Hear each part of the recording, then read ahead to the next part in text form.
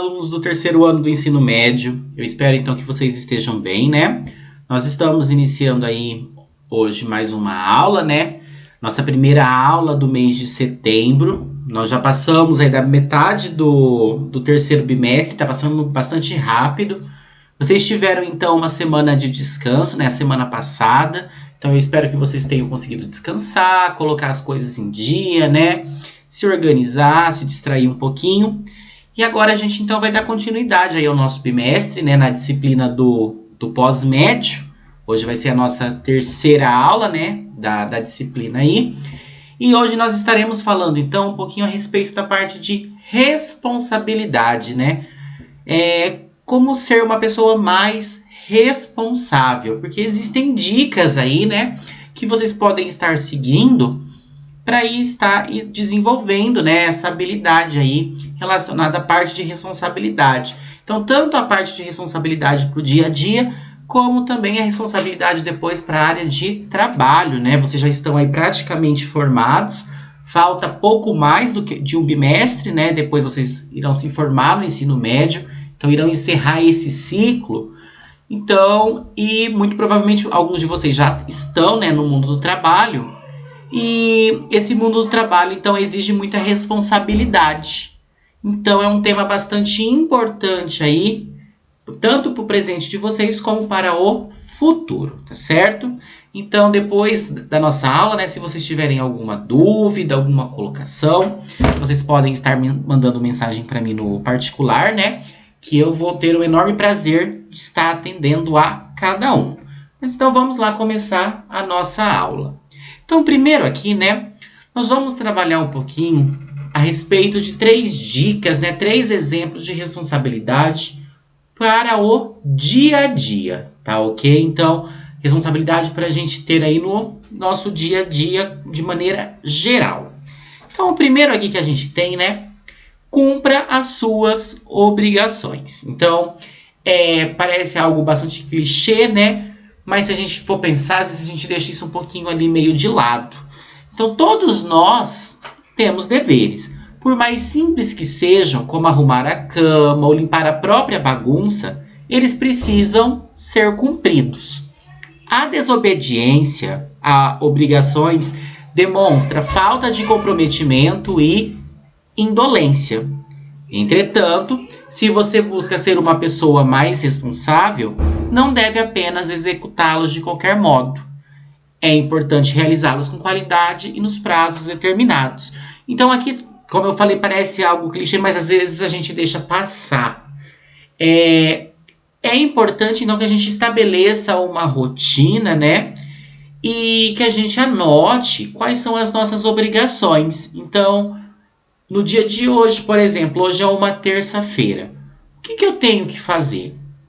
Então hoje é o dia de eu limpar a casa e lavar roupa, por exemplo. Hoje é o dia de eu estudar a disciplina do pós-médio, a disciplina de geografia.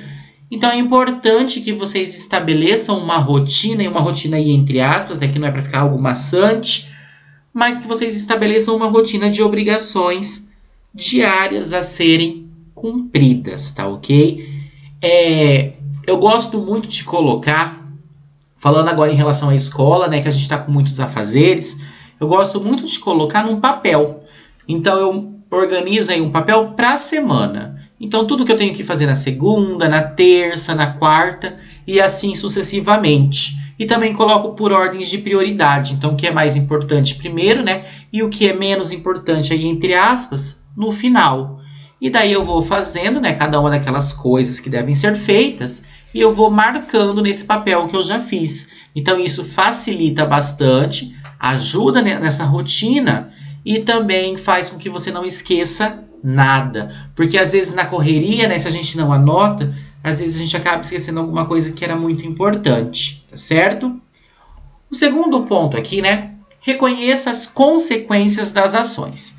Então, a responsabilidade ela não está relacionada apenas ao cumprimento de atribuições. Uma vez que um compromisso é firmado, deve-se assumir a culpa pelas implicações. Por esse motivo, antes de agir, sempre pondere os efeitos e os riscos atrelados aos encargos.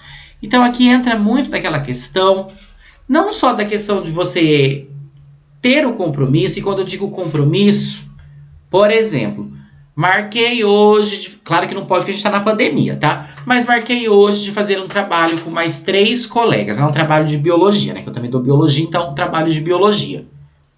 E daí eu faltei. Então eu deixei de cumprir com o meu compromisso que estava firmado, que era realizar esse trabalho. Então eu estou deixando de ter responsabilidade. E como eu faltei ali, muito provavelmente meus outros colegas fizeram um trabalho.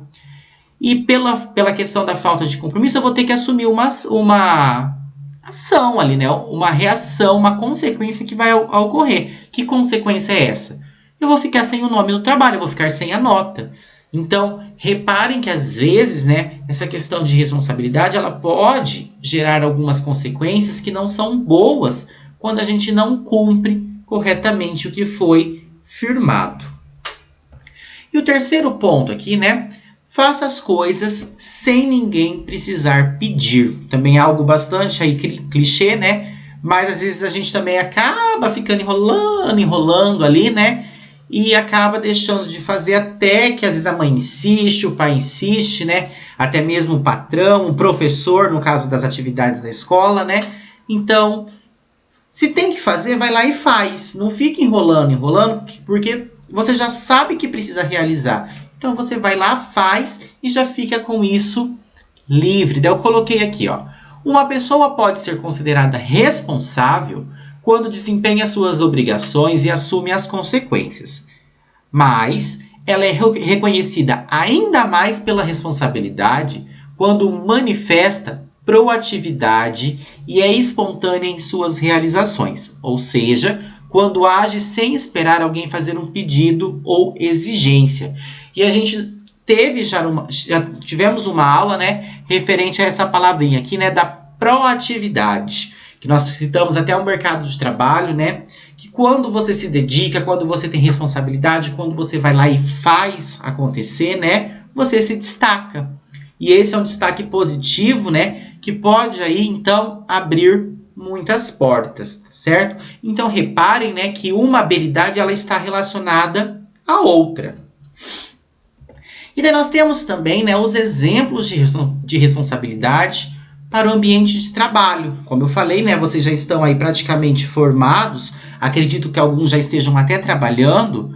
Nós temos também essa aplicação da responsabilidade no trabalho, né, que muitas vezes, né, se a gente não cumpre, pode acabar custando aí o serviço, né, você acabar perdendo o emprego, você não conseguir subir de cargo, né, você não conseguir se destacar, ficar levando bronca, né, então isso não é bacana. Então nós temos aqui, né, a primeira ação, resolva problemas sem colocar a culpa em alguém. Então uma postura muito frequente diante de problemas no ambiente organizacional é a procura por culpados. Profissionais perdem tempo apontando erros em vez de despender energia na busca por soluções. Saiba que, ao se opor a esse tipo de comportamento e agir de maneira inversa, você pratica a responsabilidade.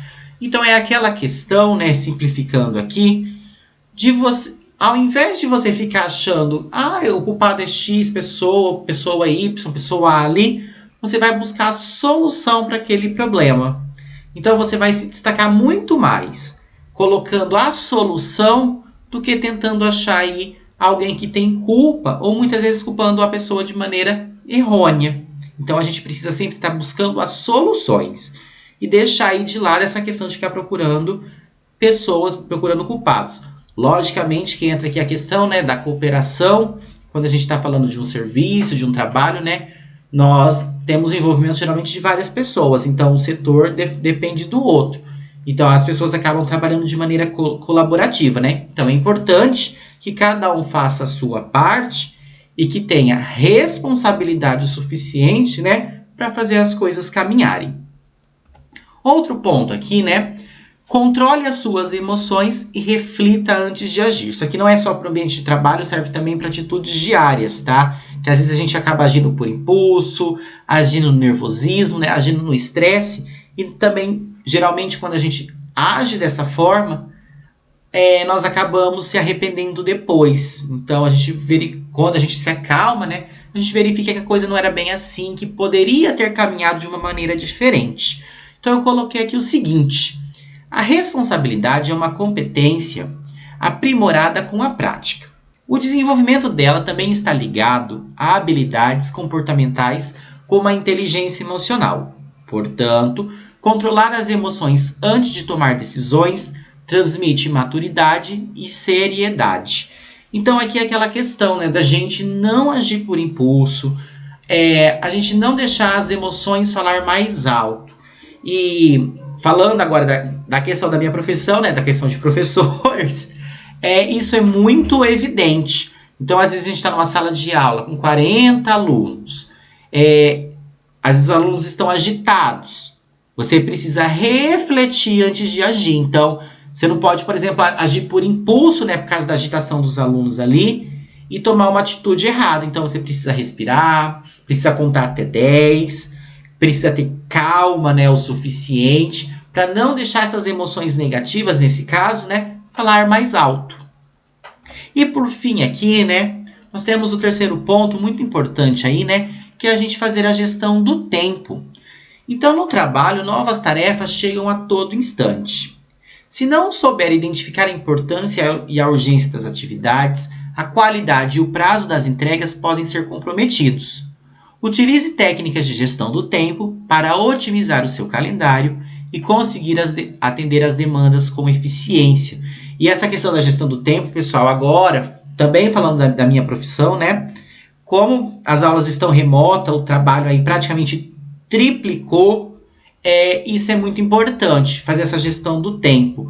Então eu tive, né, que estabelecer uma rotina de trabalho, onde eu tenho meu horário para atender vocês, eu tenho meu horário para preparar as aulas, porque eu preciso preparar o material, tenho que fazer a leitura, eu tenho que preparar o PowerPoint, daí eu tenho que preparar a atividade, eu tenho que preparar a APC que vai ser mandada no Whats de vocês, eu preciso gravar a aula, editar e subir ela para o YouTube. Então, reparem que é uma coisa bastante demorada.